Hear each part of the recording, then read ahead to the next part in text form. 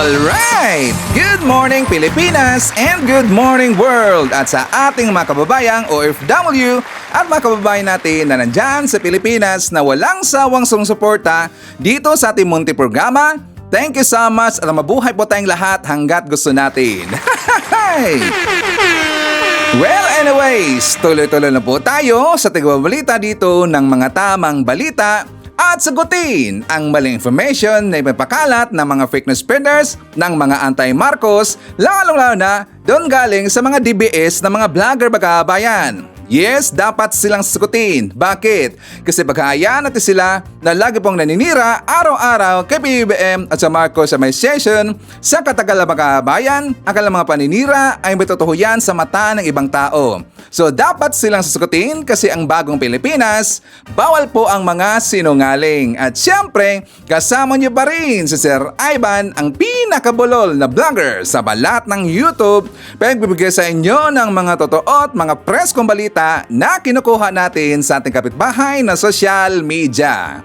So magandang buhay sa ating lahat mga kabayan and a happy Saturday sa ating lahat.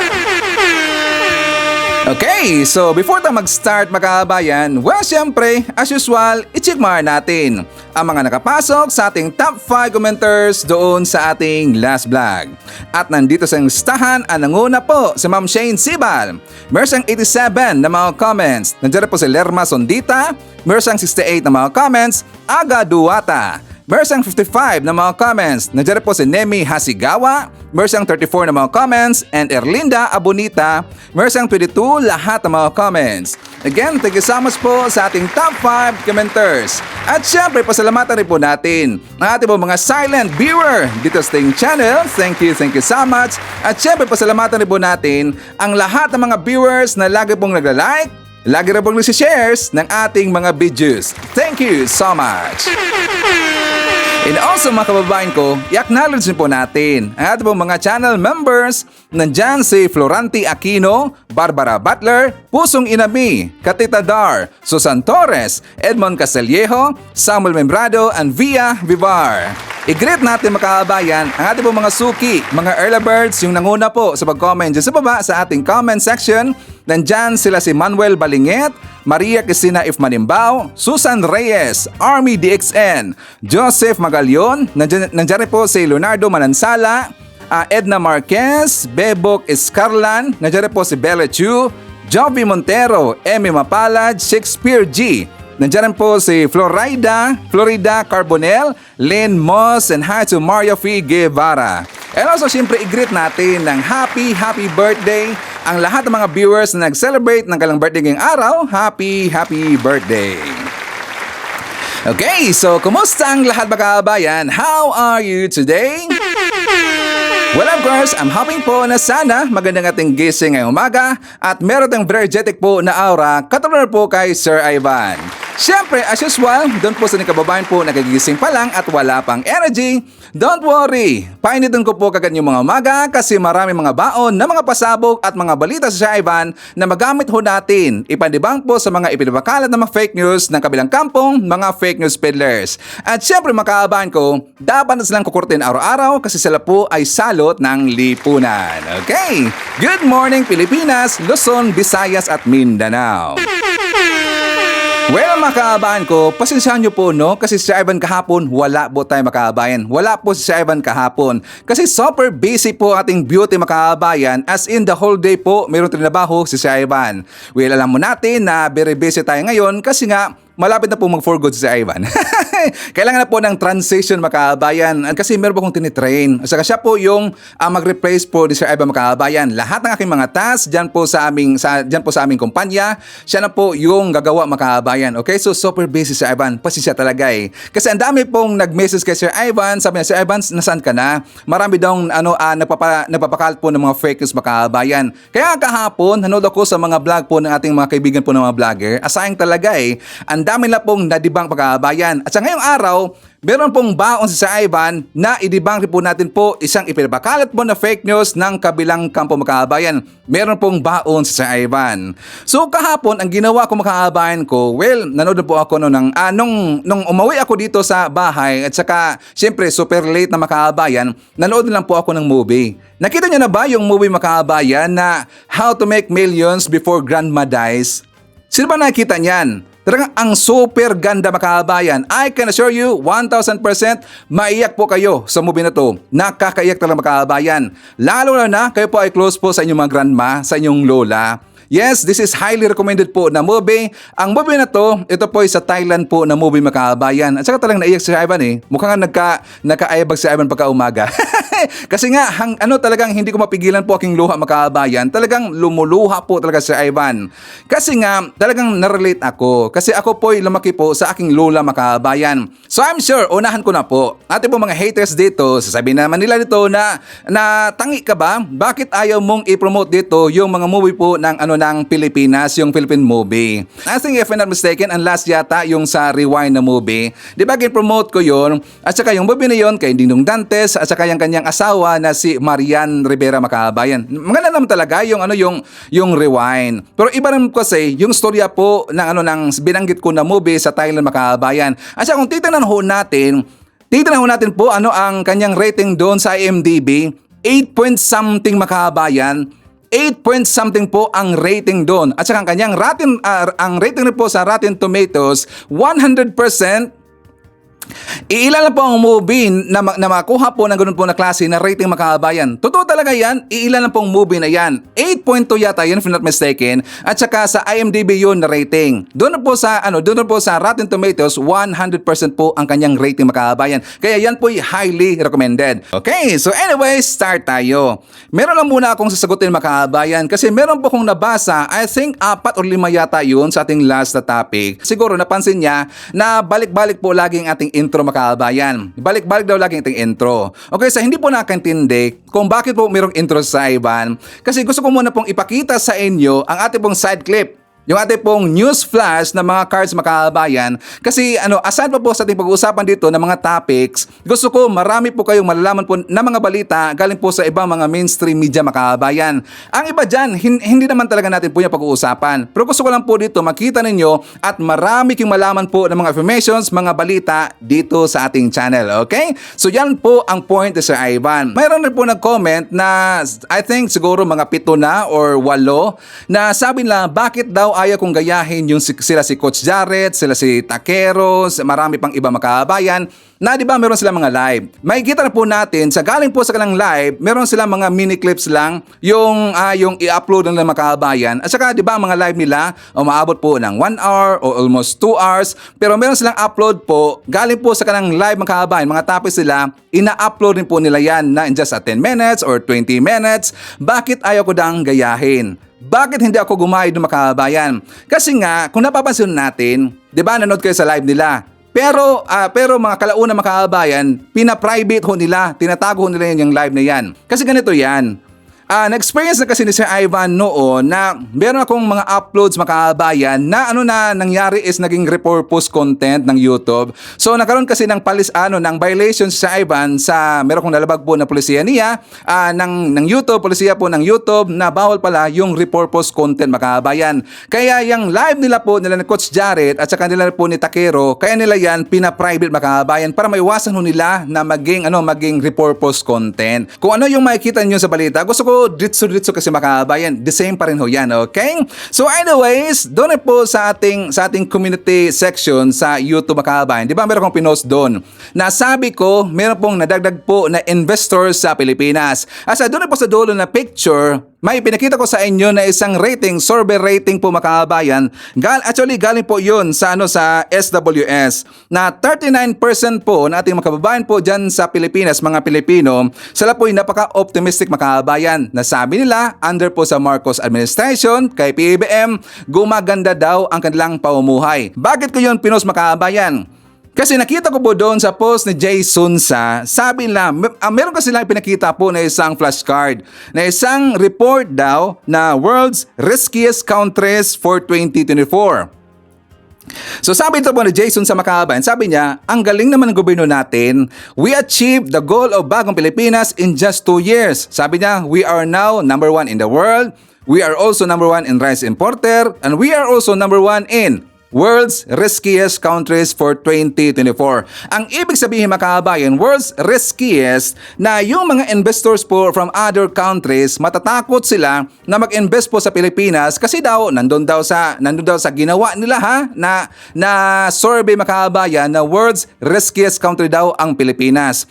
World's riskiest countries ba ang Pilipinas? Pero bakit sunod-sunod po na pumasok ang investor sa Pilipinas? So yung po si Makabayan, dudang-duda talaga dun kasi syempre galing po sa DDS at saka kung titanan ho natin yung sa tripzella.ph daw yung Makabayan, pero kung titanan ho natin po yung tripzella.ph, yan po yung tungkol po sa mga yung gusto nyo po na magbakasyon po na lugar Makabayan, ano yung pinakamaganda na lugar na kung gusto nyo magbakasyon, mag-getaway. Yun kasi ang report lagi po ng Tripzella. Wala silang sinabi do na tungkol ito sa investors. Ang nagsabi lang ho yung Makabayan, ang mga alipores po ni Jason Sa at saka yung kabilang kampo. Marami kasi mga comment dyan sa baba tungkol daw sa investors. Kaya kagad-agad po, ipinakita ko dito po sa ating mga haters, mga anti-Marcos na hindi po yan totoo. Hindi po yan totoo. Kasi nga alam niyo mga kababayan ko, kung kayo po ay kung sila po ay Pilipino o talagang merong dugong Pilipino at saka gusto po nilang gaganda ang Pilipinas, ang ekonomiya po ng Pilipinas, dapat tutulungan nilang i-promote po ang Pilipinas. Hindi po yung ganun po na klase na mga balita, gusto lang hihilahin pababa po ang Pilipinas, gusto lang ipapakita po sa ibang bansa na pangit ang Pilipinas dahil daw kay PBBM. Di ba? Napakapangit ho yan. Kasi yung mga balitang ganyan, hindi ho yan nakakatulong. Dapat i-promote ho natin. Dapat tulong-tulong tayong i-promote po ho natin ang ating pong kung gaano kaganda po na mag-invest dyan sa Pilipinas, kung gaano rin po kagaling po ang ating presidente makabayan. Dapat ganun. Hindi yung magsiraan, hindi yung mga ano-ano ng mga pinupost nyo dyan. Di ba? Pangit yan makabayan. Kaya totoo naman talaga yung sinasabi po ng mga congressman ho natin. Sila, di ba? May nakita nga ako na nakalimutan ko, sino ba nag-post ni Maka? Si Padua yata yun, na sinabi nilang, ito daw ang kabilang kampo, hindi sila nakatulong, kundi mas lalo pa silang nakasira po sa bansa natin. Kasi nga, nagpapakalat sila ng mga fake news makabayan. Kaya dapat natin po silang labanan. Okay? So, for the makabayan, another post po nito ni Jason Sa, kasi nga nakita ko doon na nagpo-post na lang po sila ng tungkol po sa flood control makabayan. Kasi nga siyempre naubusan na sila dito ng bala. Itong si Kibuloy, 'di ba, nahuli na. Si Digong talagang dinidikdik ngayon po ng ating gobyerno, hinahabol na po ng ating gobyerno kasi marami pong naglabasan ngayon ng mga ebidensya, mga witnesses tungkol dito po kay Digong makabayan. At para po ma-divert po yung issue na yan, bumalik sila doon sa flood control projects. Sabi niya makabayan, 5,500 BBM flood control projects reported during the SONA 2024. Drawing lang pala, sabi niya makabayan. As during the plenary on the actual spending on flood control mitigation projects, the budget sponsored answered. Wala pong ganoon projects. Karamihan po dito ay hindi po natuloy. We only have 18 river management project and we don't have a flood control master plan. Sabi lang yan ni Representative Estela Luz Alabastro Kimbo. Siya po yung principal sponsor proposed 2025 National Budget makabayan. Sabi niya, wala daw flood control master plan ang Marcos admin, wala pa daw project makabayan.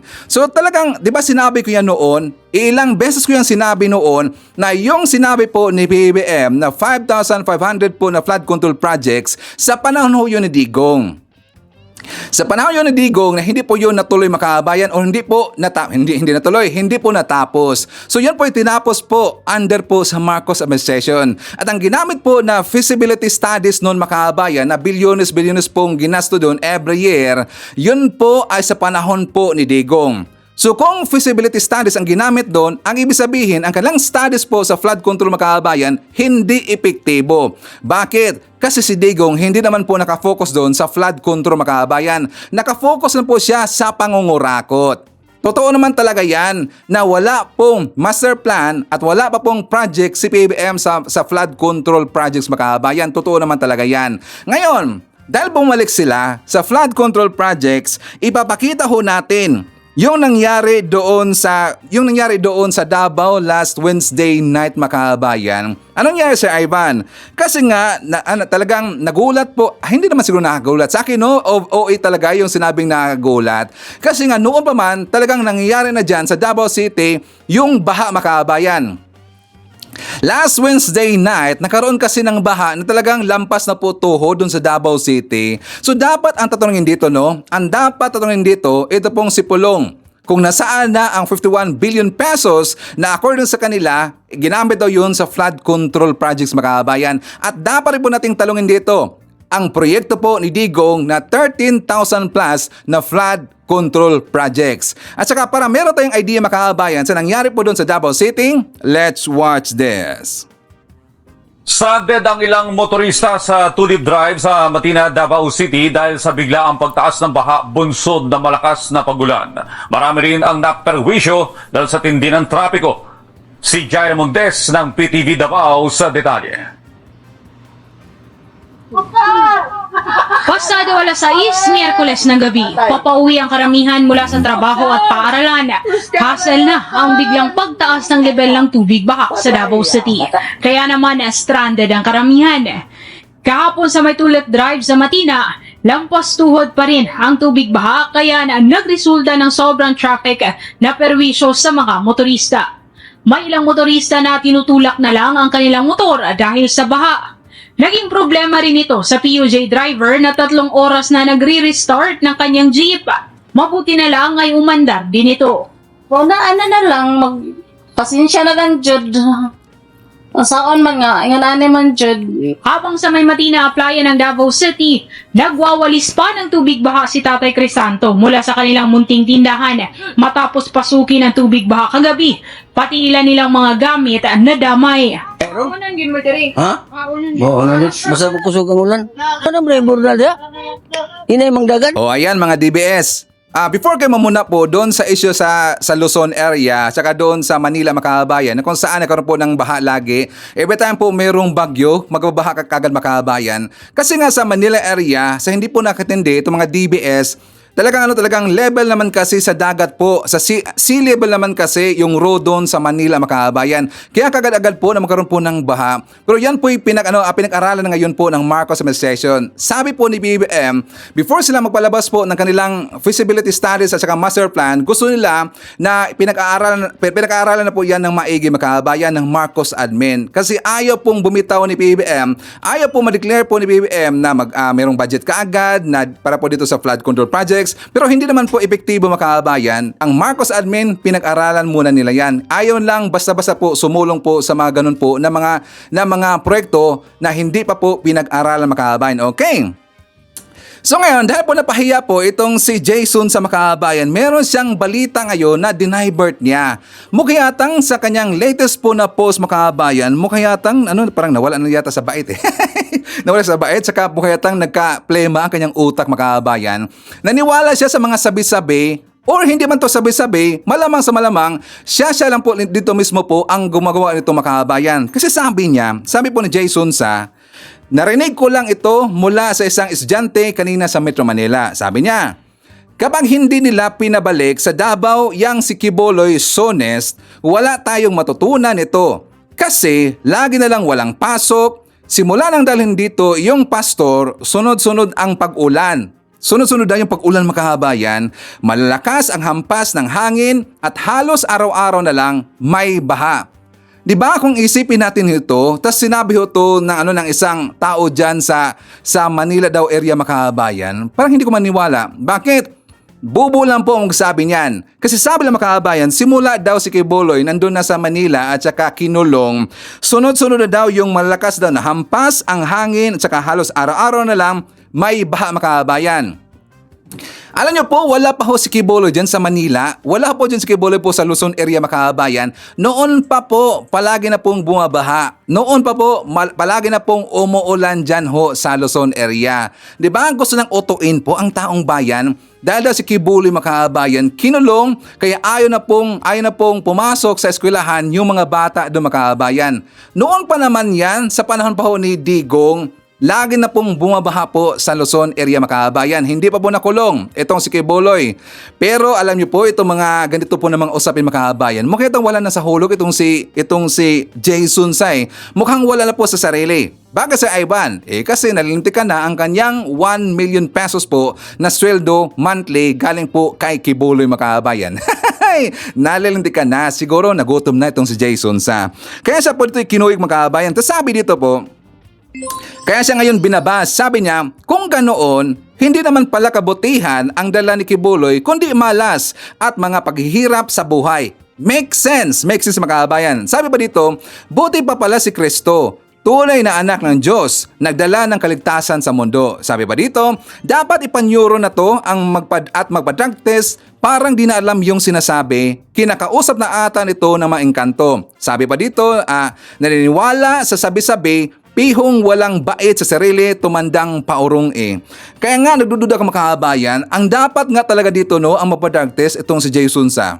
Kasi napapansin ko lang po sa kanyang mga post po sunod-sunod mga kabayan, wala na talaga sa hulog. Kasi syempre alam naman natin, siya po ay isang alipores po ni Kibuloy mga kabayan. So normal talaga sa kanila na yan po ay kanila pong ipagtatanggol. Kasi sila po ay nakakabenepisyo dito kay Kibuloy mga kabayan. Pero ang kanilang pagtatanggol po kay Kibuloy, wala na po sa hulog yan. Pinagtatawanan ho sila sa mga tao po na matitino po yung utak mga kabayan. Correct ba I'm wrong? Please comment just baba at babasahin niyo mamaya ni Sir Ivan. Okay? So before tayo mag-jump po sa ating next na topic mga kabayan, isa tumara natin. Nandyan po si Maria Figuevara, Virgencita Harilla, Noel Narcida. Nandiyan po si Emelita Navio, My Money Guide. Nandiyan po si Jenna Cuenca, Henry Hermano, Sally Aquino, Munez Borromeo, Rosemary Manuel. Nandiyan po si Rino Rivera, Belinda Raquilio, Susan Reyes, and hi to Rose B. Mga kababayan ko, before to mag-start, doon na naman po sa mga mainit na mga issue at saka madidibang po tayo mga kababayan, ipakita ko muna sa inyo ang ating good news. Kasi si PBBM kahapon, nakita ko mga kababayan ko na meron siyang pinuntahan po na event at saka dinaluhan niya yung celebration po ng grupo ng PAPI mga kababayan. Ano yung PAPI Sir Ivan? Yung Publishers Association of the Philippines Incorporated. Yung grupo po ng PAPI, yan po yung grupo ng mga journalists, mga reporters, columnists, na mga stream media mga kababayan. So doon po sila dumalo lahat. At saka ang dami doon mga kababayan. Kasi si BBM ay doon po sa kanyang speech, nanawagan siya sa ating pong mga reporters na mga legit, columnist po ng mga legit at saka totoo pong mga mamamahayag mga kababayan na sabi niya na dapat labanan ho natin itong mga fake news. Kasi nga alam po ni BBM, ito pong mga ipinapakalat po ng mga fake news ng kabilang kampo, hindi kasi ito nakatulong po sa ating bansa mga kababayan. Mas magkakaproblema pa dito ating bansa kasi nga papangit ang imahe ng ating bansa mga kababayan. Gusto lang idadamay po dito yung ibang nating mga kababayan dyan sa Pilipinas mga kababayan. Diba? Tsaka ipakita ko muna sa inyo po itong balita. For more details, let's watch this. Dumalo si Pangulong Ferdinand R. Marcos Jr. sa ginintoang gabi ng Publishers Association of the Philippines Incorporated o PAPI na ginanap sa PICC sa Pasay. Kaugnay niya, nasa linya ng telepono si Joshua Garcia. Joshua? Yes, Dayan, tama ka dyan. Personal nga na dumalo si Pangulong Ferdinand R. Marcos Jr. sa Golden Anniversary ng Publishers Association of the Philippines Incorporated o PAPI ngayong araw dito sa PICC Pasay City. Dayan, naging maikli pero makabuluhan ang talumpati ng Pangulo at sa kanyang mensahe, pinuri ng punong ehekutibo ang PAPI sa kung paano nito pinangalagaan at protektahan ang malayang pamamahayag. Nanawagan niya si Pangulong Marcos Jr. sa mga mamamayag na pangunahan ng pagbabago kung saan binigyan din niya ang kahalagahan ng pagiging responsable lalo sa mga issue ng misinformation pagdating sa social media. Sa huli Dayan, hindi kaya rin ng Pangulo ang mga journalists, miyembro ng media na sumabay sa innovation, mag-adapt, pero tiyakin na hindi makukompromiso ang prinsipyo na pinagtibay na ng mahabang panahon. Samantala Dayan, ang nasabing kaganapan ay may tema na back to the past while facing the current challenges and welcoming the future of publishing in the Philippines, kung saan ngayong gabi ay ginugunita rin ang ilang milestone ng asosasyon sa nakalipas na 50 taon. Mas inilipit pa ng administrasyon ni Pangulong Ferdinand R. Marcos Jr. ang serbisyong medikal sa malalayong lugar sa pamamagitan niya ng Bagong Pilipinas Mobile Clinics. Yan ang ulat ni Bernard Ferrer. Pinuunahan ni Pangulong Ferdinand R. Marcos Jr. ang turnover at send-off ceremony ng bagong Pilipinas Mobile Clinics sa Manila North Harbor Point sa Tondo, Manila. Dumalo rito sina First Lady Liza Araneta Marcos, Health Secretary Teodoro Herbosa, Interior Secretary Benjamin Abalos Jr. at ilang pang-opisyal ng pamahalaan. Ipamamahagi ang mobile clinic sa 28 probinsya sa Zamboanga Peninsula, Northern Mindanao, Davao Region, Soxargen, Caraga at Bangsamoro Autonomous Region in Muslim Mindanao. Ilan lamang ito sa hakbang ng pamahalaan para sa mas malusog na Pilipino sa ilalim ng Universal Healthcare Act. Ang mga mobile clinic na ito ay bahagi ng ating malawak ng pangmatagalang plano sa ilalim ng Health Sector 8-Point Action Agenda. Sa pamamagitan ng mga mobile clinic at sa tulong ng lokal na pamahalaan, inaasahan natin na mapapalapit ang serbisyong medikal sa mga lugar na matagal nang nangangailangan ng higit na atensyon. Ang mga geographically isolated and disadvantaged areas o yung tinatawag natin na GIDA. Ang mobile clinics ay bibisita sa iba't ibang barangay sa lalawigan upang magbigay ng libreng medical services kabilang ang X-ray, ultrasound at blood screening. Naglalaman din ito ng mga pangunahing kagamitan na makakatulong sa early diagnosis ng iba't ibang sakit. Gagamitin ang mobile clinic sa panahon ng medical mission, kalamidad at sakuna. Nakakagulat na ipagkasya nila lahat ng mga equipment na talagang kinakailangan kapag may tawag natin dati medical mission. Siguro ngayon hindi na medical mission dahil lampas pa sa medical mission ito. Dahil naglalaman ng mga makabagong kagamitan ng mobile clinics ay agad nang may lalabas ang medical results. Layunin din ng pamahalaan na magkaroon ng medical record ang bawat magpapasuring residente o pasyente. Marami sa mga tauhan natin, marami sa mga kababayan natin, hanggang ngayon, walang medical record. Pagpasok nila sa ospital, kung magpapatingin man sila, ang doktor at saka yung mga staff ng mga ospital, tinitignan pa rin sa starting from square one, ika nga. Kaya napakaganda itong pagkakataon na binibigay sa atin itong programa na ito. Pinasalamatan ni Pangulong Marcos Jr. si First Lady Liza Araneta Marcos sa kanyang Love for All project. Si Lisa ay meron siyang proyekto na tinatawag Love for All. Dinadala nila sa bawat probinsya.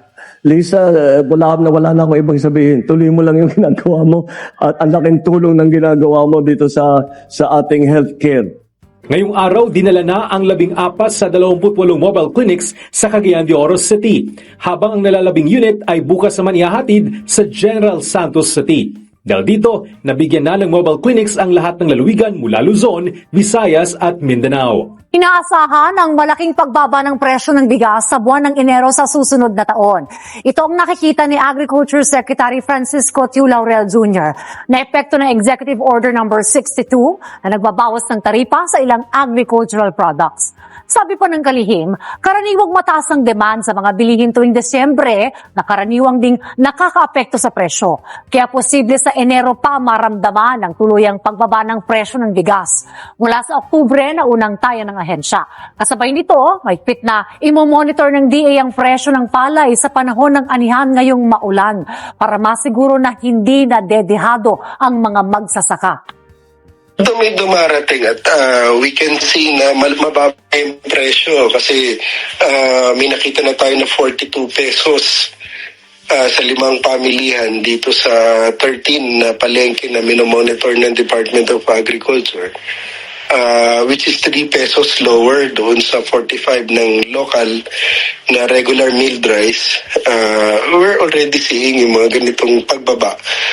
Coming yan sa 50 pesos noong mga nakalipas na buwan. Si First Lady Liza Marcos, makabayan, wala siyang mandato, no? Pero talaga nakakatulong po ang kanyang mga programa eh. Pero itong ating BP, puro lang kabulustugan ang ginagawa.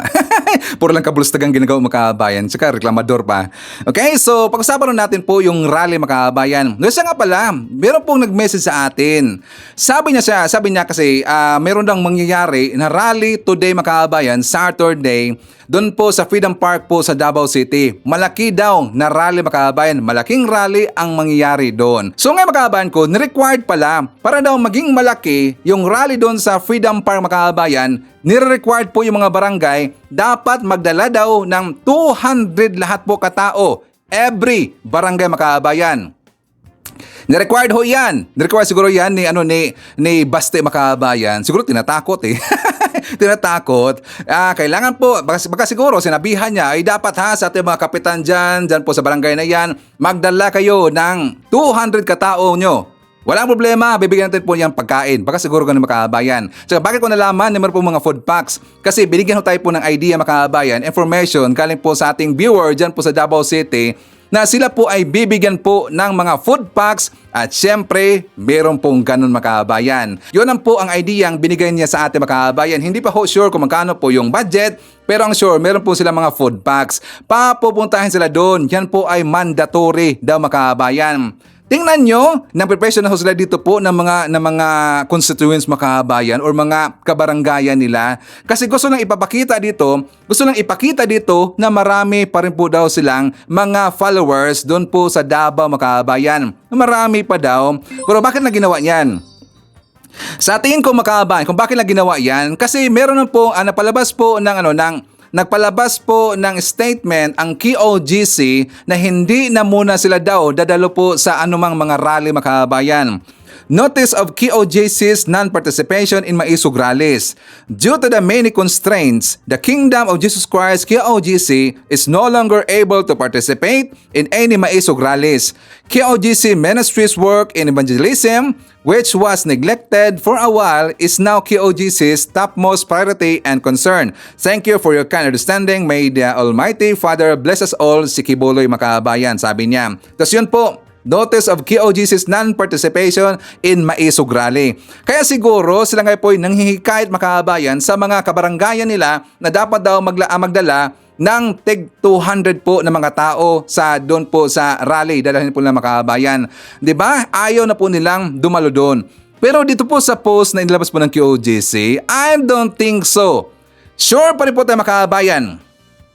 Si Ivan, sure ho tayo na yung mga membro po ng KOGC ni Kibuloy, dadalo pa rin niya Makabayan. Pero hindi nila gagayahin po yung style doon sa Liwasang Bonifacio na meron silang mga ginagawa doon na mga stepping, meron silang ginagawa doon siguro na mga kanta, which is yung kanta na yun, ginagawa po yun ng KOGC Makabayan. Malamang sa malamang, yung style po doon sa Liwasang Bonifacio, hindi nila yan gagayahin po na estilo Makabayan. Pero pupunta pa rin doon ang mga kagrupo po, mga membro po ni Kibuloy Makabayan, di ba? Tayo pa, uutuin pa tayo dito. Hindi naman tayo ipinanganak po kahapon Makabayan. Pupunta pa rin po sila doon sa rally na yan, okay? So speaking of rally, babalikan natin po yung sinabi po ni Sara Duterte Makabayan. 'Di ba sabi niya sa kanyang ambush interview, 'di ba sabi niya Makabayan na never again daw. So, ibig sabihin, never again po sa mga Marcos. Hindi mo niya inisip na magkikipagtandim pa ba sa kanya si PBBM Makabayan? Ano ba akala niya? Magkikipagtandim pa ba si PBBM sa kanya? Inaupo na po bilang presidente si PBBM. At saka doon po sa kanyang sinabi Makabayan, i-recall lang po natin kasi sabi niya doon na hindi daw sila magkaibigan po ni PBBM. Kasi ang kanyang kaibigan lang daw at saka lumapit sa kanya, ito daw si Senator Amy Marcos. Nagkausap na daw sila dahil po doon sa rally Makabayan. Hindi sila magkaibigan. Tapos diba, sinabi na ho yan noon ni Senator Amy Marcos Makabayan na sila daw dalawa ni PBBM ang lumapit daw doon kay Sara Duterte para kunin daw siyang Vice Presidente Makabayan. Pero diba si Sara noon nang matigas siya Makabayan kasi ayaw niya dang tumakbo. Siguro ang gusto niya na maging presidente po or gusto niyang tatakbo bilang presidente. Kaya yung time na yon, 'di ba? Sabi pa nga niya na ayaw niyang tatakbo, gusto niya mayor lang daw siya.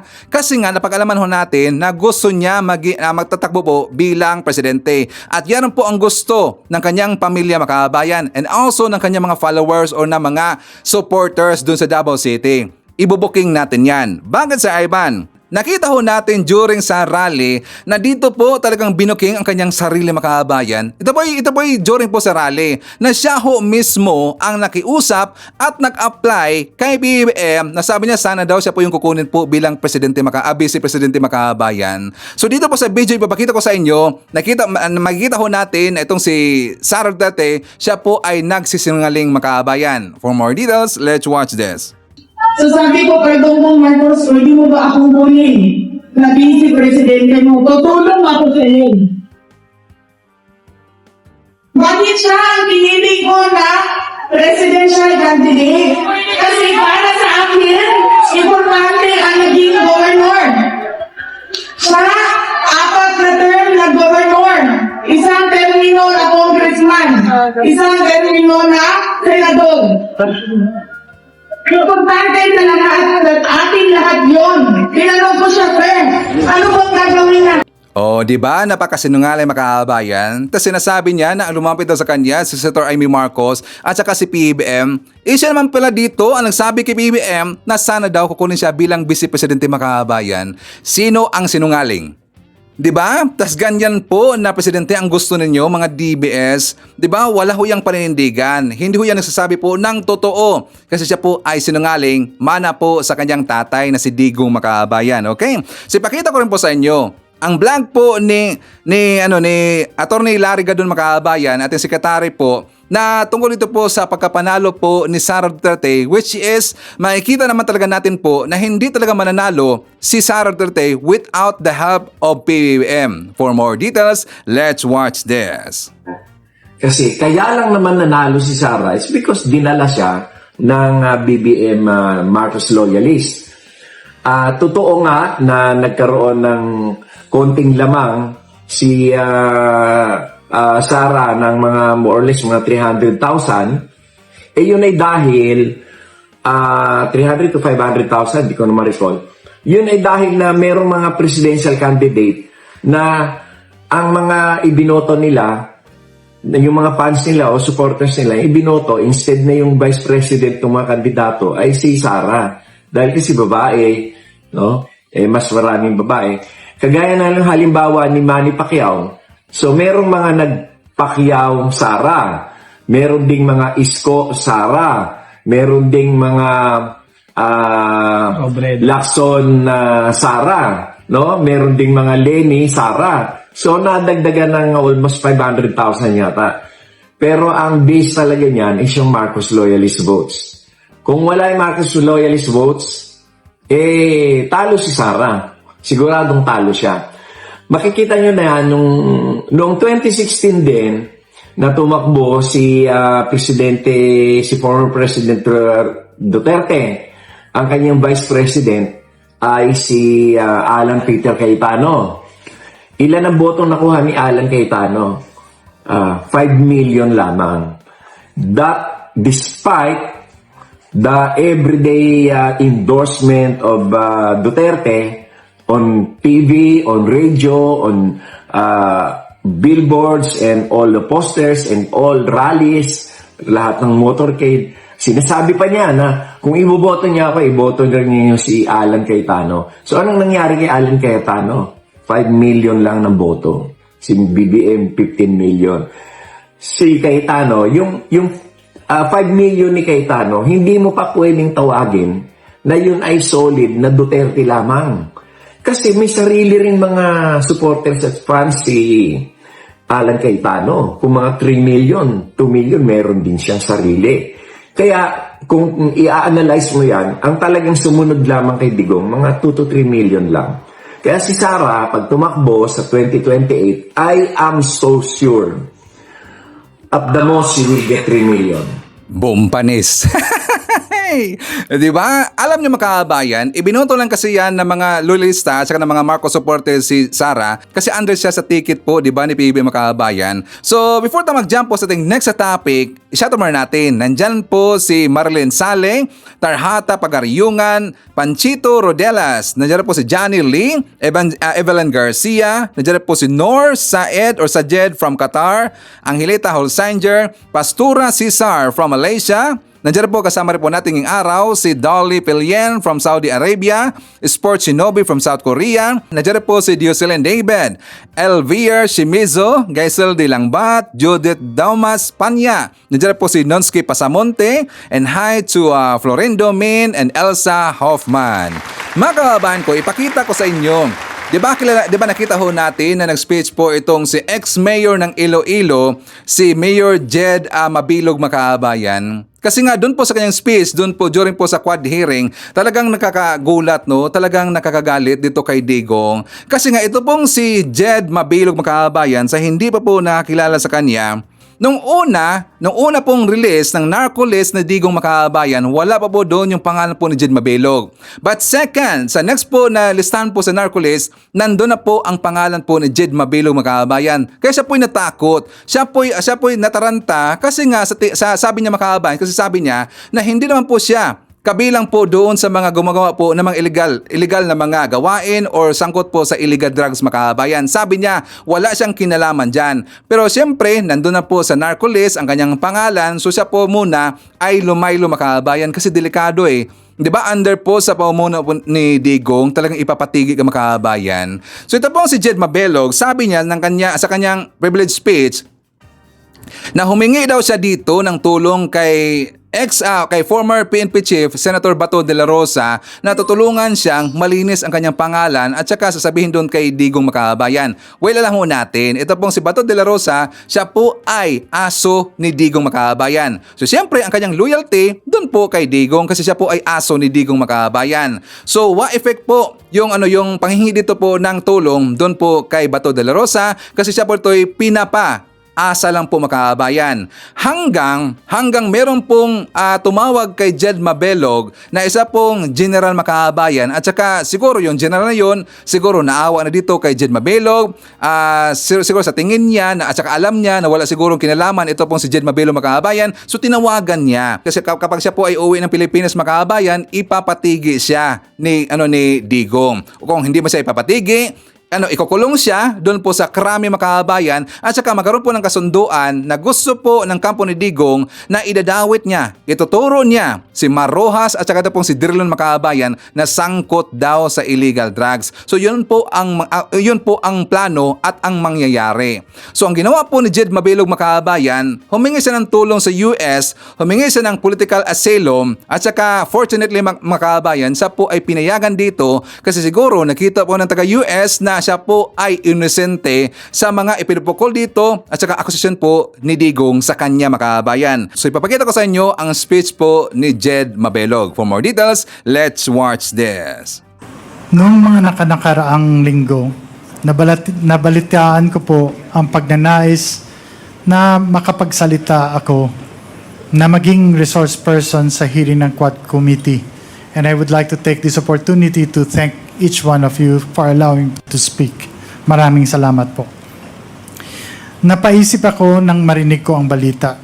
Sabi ko sa sarili, ito na siguro ang tamang pagkakataon na malaya akong kukuha ng lakas ng loob at magsasalita ng katotohanan kahit ako pa ay natatakot at may pangamba sa aking buhay. Una po sa lahat, I declare that I was not and never will be a drug protector. I don't know personally nor did I benefit in any way from any illegal drug personality in Iloilo or anywhere else. After 7 years of exile, dahil sa napolitika at walang basehang mga akusasyon, kaliwat ka ng mga paratang at higit sa lahat mga banta sa aking buhay at sa buhay ng aking pamilya, narito po ako ngayon at humaharap po sa inyo. Naging kabataang barangay chairman, number 1 city councilor, vice mayor, at mayor in 2010, 13, and 16. And was fortunate to have been chosen as the top 5 world mayor in 2014. That also included the former president as a nominee. In the campaign against illegal drugs, as mayor and as mandated by law, I am aware of my authority to set local policies and priorities related to crime and drugs. I'm also aware that under the law, the PNP and PDEA handle crime investigation and response and the combating of drug trafficking and enforcement of drug laws, while the mayor relies on the police and PDEA to implement them. And so when I became mayor, and having made aware that there were existing drug groups in the city, I immediately initiated anti-illegal drug activities, campaign and policies, among others, multiple programs, one of which is to activate the Barangay Anti-Drug Abuse Councils. In 2014 po, according to PIDEA, Iloilo City was the first in the country to have 100% of its BADAC activated. In the 6 years that I have been mayor of Iloilo City consistently received national recognitions from PIDEA and the PNP in the years 2014, 2015, 2016, and even in 2017 for the comprehensive programs including rehab, logistical support to the PNP and PIDEA in their drive against illegal drugs. Since the existence of these drug syndicates in our city was deeply rooted, I relied on the expertise of the local PNP and regional PIDEA to deal with these groups while I focused on the socio-economic programs that would address the root causes of poverty that expose the vulnerable population to cope against the evils of illegal drugs. But all of these efforts were ignored by the Duterte administration. Kung matatandaan po ninyo, nagsimula ang lahat ng ito nung bigla na lamang na isama ang mga pangalan sa PRRD narco list ng Administrasyong Duterte. Isang listahan naglalaman ng mga pangalan ng mga kilalang public official na di umano ay sangkot sa illegal na droga, mga paratang na walang basihan, at kahit kailan ay hindi naman napatunayan. As a matter of fact, until today, there are no drug-related cases that have been filed, especially in the legal courts, against me and my person. Pero kung inyong titingnang maigi, isinama ang pangalan ng kalaban sa politika sa isang validated list ng mga drug personalities sa kasunod na PRRD list. Sa kabila ng mga questionableng impormasyon, walang validation o confirmation man lang na ginawa kahit na anumang ahensya ng gobyerno sa Malacanang initiated list. Itong PRRD list di umano ay naging hit list. Sa isang public forum ng PIDEA noong 2018, mismo ang Regional Adjudication Committee o tinatawag na RAC ay nagsabi na wala yung pangalan ko sa kanilang listahan. While in the Iloilo City Anti-Drug Abuse Council meeting, then PIDEA 6 Regional Director Hil Pabilona and Iloilo City Police Director Colonel Remus Canieso officially ang nagpatotoo na wala rin ang pangalan ko sa drug list. Ngunit, nanatili ang listahan sa kanilang mga record. Hanggang ngayon, lahat ng mga paratang at akusasyong ibinabato sa akin ay patuloy na sumisira sa aking reputasyon at pati na rin ang reputasyon ng minamahal kong Iloilo. Dahil sa seryosong banta sa aking buhay, napilitan po ako na hindi bumalik from an international speaking engagement in Japan at lisanin ng aking pamilya ang bayang buong pagsisikap naming itinaguyod ng may dangal. PRRD even assigned Lieutenant Colonel Espenido to Iloilo and announced with a threat, mabubuhi pa kaya siya? Ibig sabihin in Tagalog, mabubuhay pa kaya siya? Referring to me. Pinalad po ako na meron akong speaking engagement sa isang international conference sa Japan, kaya nakaalis ako ng bansa. Paulit-ulit ang pagbabanta ni Presidente Duterte sa media, harap-harapang sinasabi, papatay daw ako. So when government killed him, we started to dig and we found the bones of the policeman still in their uniform.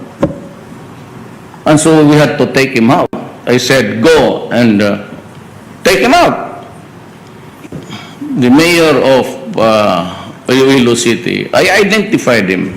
This is broadcast nationwide. I said, you're next. You're next. Sana ang mayor ninyo dito? Sana yung pinalitan mo, mayor. Saan ba si mayor? Hanapin ko sa kanila, balik ka dito. Patayin talaga kita. At alam po nating lahat, hindi lamang po ito basta-basta pagbabanta. Kayang-kaya niya pong totohanin ito. Labag man sa kalooban, kinailangan po naming lumisan at wag na munang bumalik sa Pilipinas. On August 28, 2017, I received an unexpected call from former PNP Regional Director Bernardo Diaz. He invited me to meet with PNP Chief Ronald De La Rosa, now Senator, at Camp Crame, Quezon City, at noon the following day. The next morning, on August 29, I arrived at the Ninoy Aquino International Airport at 10 a.m., ready to proceed. But then the call started. First, they moved the meeting to 3 p.m., and then by 5 p.m., it was delayed again, this time to 6 p.m. At around 5 p.m., a PNP colonel called me and, in a voice that sent shivers down my spine, literal po yun, warned me not to go to Camp Crame because my life was in danger. The fear that had been simmering now erupted. Soon after, at 6:32 p.m., my wife, Marivic, received a chilling text from a PNP colonel's wife. Do not proceed. There are 20 men surrounding your house, and if you go to Camp Crame, they will kill you.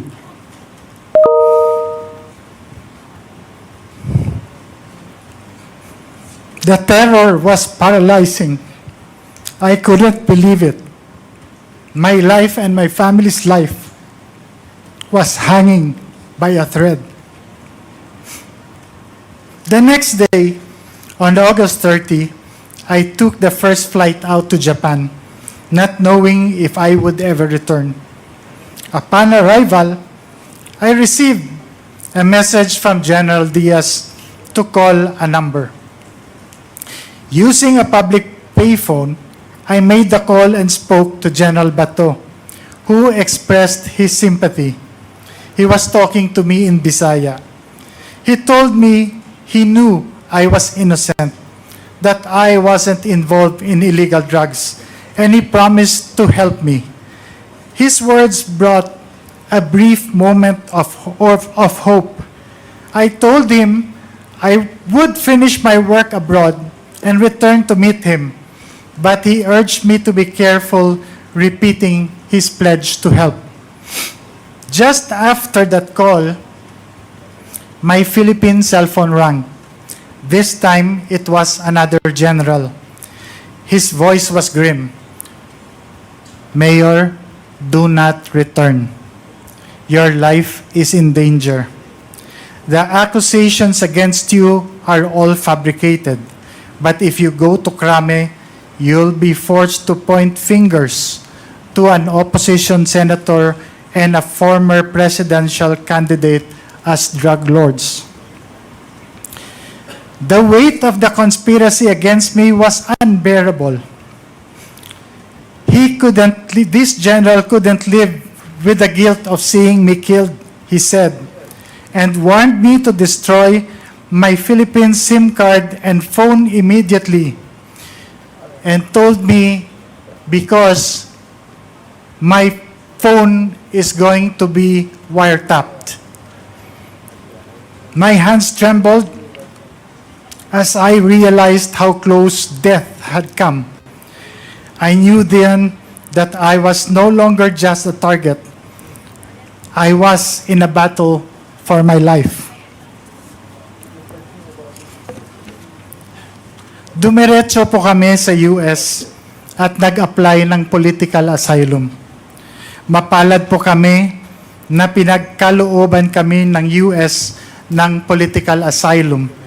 It took 15 months for them to investigate and see the validity of us not being involved in illegal drugs, and all these accusations are all false. Ito ay isang patunay na walang nakitang kadahilanan na ibinigyan kami ng political asylum in March 2019. Masakit at malungkot, ngunit napilitan akong lumisan mula sa aking sinumpaan tungkulin sa aking pamilya at sa kababayan kong Ilonggo, na sinumpaan kong pagsilbihan, hindi dahil sa nagkasala ako, kundi dahil nanganganib na po ang aming buhay. I come before you today not merely to recount my sufferings, but to highlight a critical flaw in our system, one that allows law enforcement agencies to be weaponized for political purposes. That illegal drug trade stems from the ills of our society, from poverty to corruption of government institutions, including our law enforcement agencies. By using state institutions to carry out personal vendettas or silence perceived enemies, undermine the foundation of justice and democracy in our country. Sideline. No individual should be allowed to wield such unchecked authority regardless of their position or power. Ang karanasan at ng iba pang mga katulad kong biktima, lalong-lalo na ang mga mayors na pinagbintangan, ay ang nagmulat sa amin sa mga pagkukulang at kakulangan ng ating law enforcement agencies. Kailangan mapatibay pa ang mga institusyon ito upang hindi basta-basta magamit o maimpluwensya ng politika. Masigurong makakapagsilbi ng may integridad, walang kinikilingan at may respeto sa batas. Ang panawagan po namin sa inyo, manguna po ang hustisya at magkaroon ng reforma sa ating sistema, partikular sa pamamalakad ng ating law enforcement agencies. Accusations must be duly validated and authenticated first before any public announcement to avoid shaming and destroying the honor, reputation, and good image of hardworking and innocent persons. Higit sa lahat, panagutin ang mga umaabuso sa kapangyarihan. Sana ang nadanasan naming paghihirap na durog, persecution, trauma, at saka walang-wala ay hindi po mararanasan ng iba.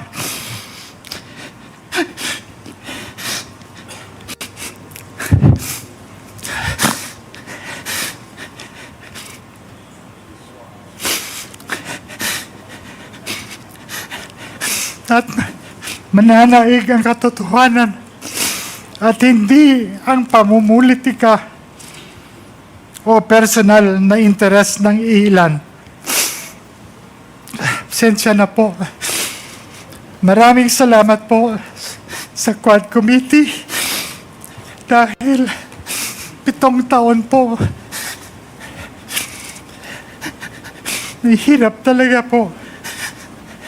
Maraming salamat dahil nabigyan niyo po kami, ako, at ang iba pang mga biktima ng pagkakataon na linisin ang aming mga pamahalan at na mga minamahal ko,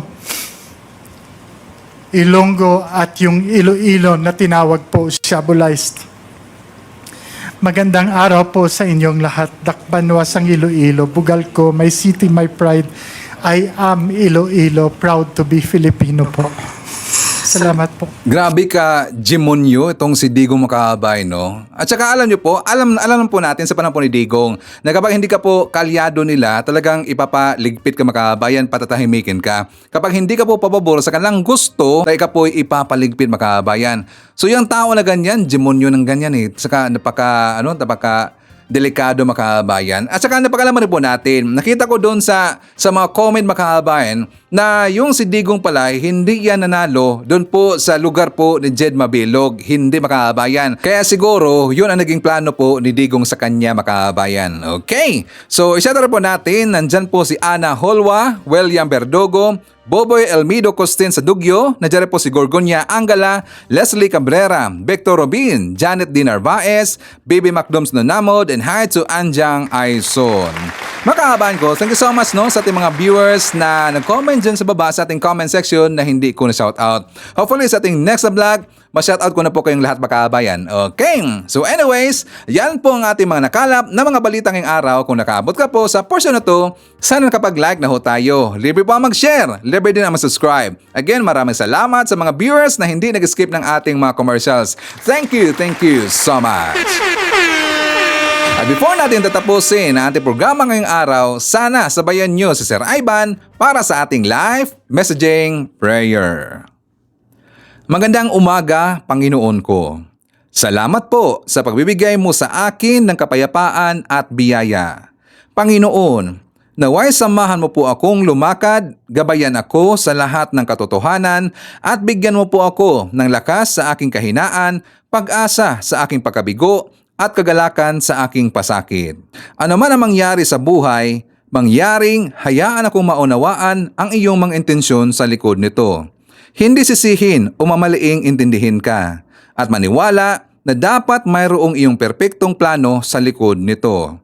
Ngayong araw, nais kong hanapin ang iyong mukha sa aking buhay at magsalita at kumilos ayon sa iyong kalooban upang luwalhatiin ang iyong pangalan. Idinadalangin ko ito sa pangalan ng ating Panginoong Jesucristo. Amen. So maraming salamat mga kababayan, and I hope to see you again on my next video.